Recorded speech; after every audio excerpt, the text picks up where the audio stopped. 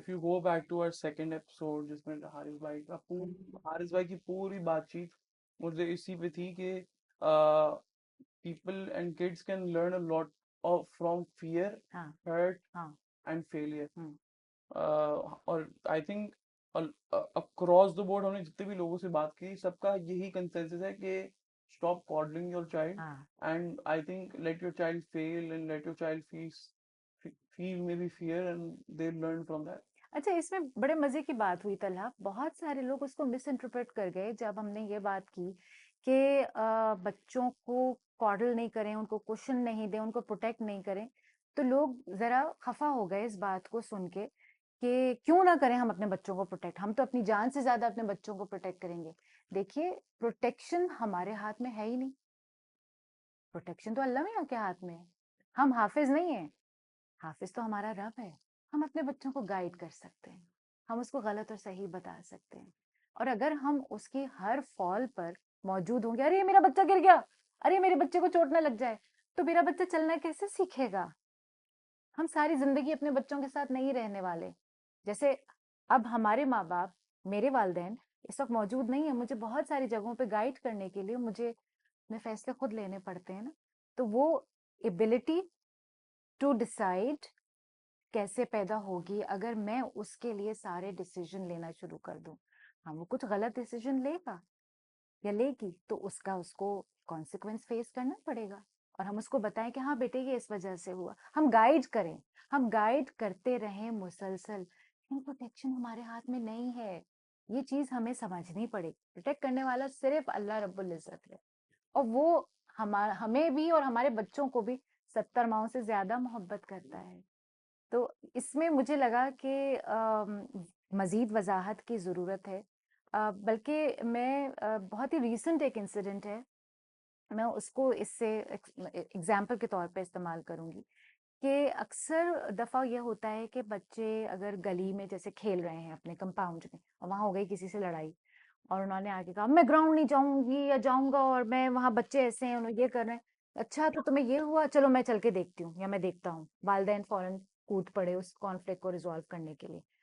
ये कॉन्फ्लिक्ट बच्चे को खुद रिजॉल्व करना आना चाहिए कि कैसे मुझे डील करना है अगर कोई मुझसे डिसएग्री कर रहा है, अगर कोई मुझसे कॉन्ट्रडिक्ट कर रहा है, कोई मुझसे कॉन्फ्लिक्ट कर रहा है किसी बात के ऊपर। आए उस बच्चे को हमें इक्विप करना है कि वो अपने झगड़े खुद सुलझा सके। सिमिलरली स्कूल्स में अगर कोई इशू आ रहा है किसी भी किस्म का, टीचर के साथ, किसी फेलो स्टूडेंट के साथ, कहीं पर भी, tell the child to go and talk to their teacher or whoever is responsible in the school, instead के वालदेन खुद पहुंचे हुए हों अपने बच्चे का केस लड़ने के लिए। और उसके दो नुकसान आते हैं, एक तो ये कि बच्चे को अपनी बात खुद कहना नहीं आएगी, दूसरा बच्चे की नजर में इदारा या उसके जो भी एडमिनिस्ट्रेशन है या जो भी टीचर्स हैं, कोऑर्डिनेटर्स हैं, उनकी इज्जत कॉम्प्रोमाइज हो जाएगी। और बच्चे को ये याद रहेगा, अच्छा मेरे वालिदैन को ना इस इंसिडेंट के ऊपर बड़ा गुस्सा आया था, they can then use that as a trigger for next conversation और इंसिडेंट। ये बहुत अहम चीज है जो हम भूल जाते हैं, क्योंकि जैसे जैसे वक्त गुजरेगा बच्चे बड़े होंगे, जाहिर कॉन्फ्लिक्ट्स तो आएंगे ना जिंदगी में, लोगों के साथ तो रहना है। ऑफिस प्लेस पे आ सकते हैं, कहीं बिजनेस में पार्टनरशिप में कॉन्फ्लिक्ट आ सकता है, शादीशुदा जिंदगियों में भी कॉन्फ्लिक्ट्स बहुत सारे आते हैं, लाजमी आते हैं। तो वहाँ इंटरेक्शन जब तक रहेगा लोगों से, कॉन्फ्लिक्ट्स तो आएंगे भाई।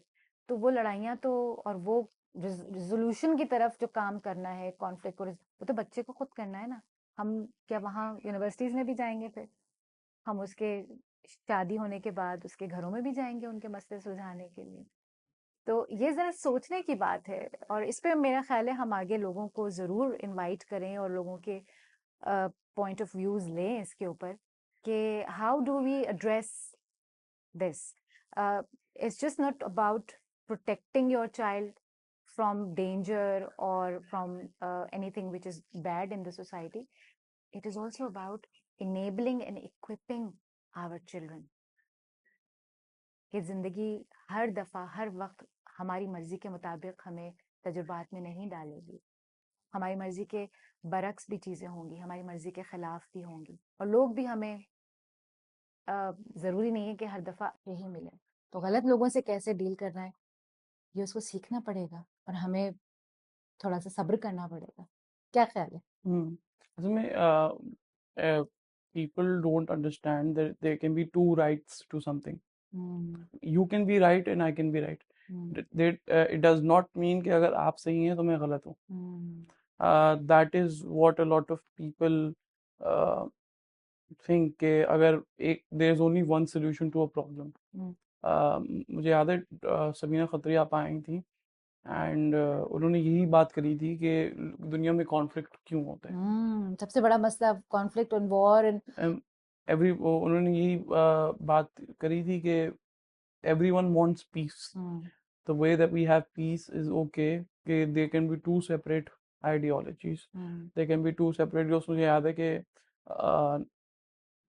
क्या कहते हैं मेरे अब्बा मुझे बताते थे कि और मैंने लोगों से अपने टीचर से सुना भी था कि if you're making both part all the people happy, then you're doing something wrong. You can't make everyone happy at all times.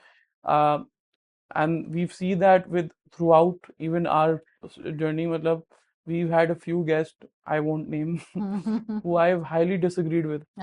लेकिन I've respected them because they are at they've done what they've done. लेकिन I've disagreed with them. Agree to disagree. हाँ मतलब ऐसा हर सवाल के देखिए जवाब at the end of the day सबका एक ही है. It's not even the जवाब that's different. It's the approach that is different.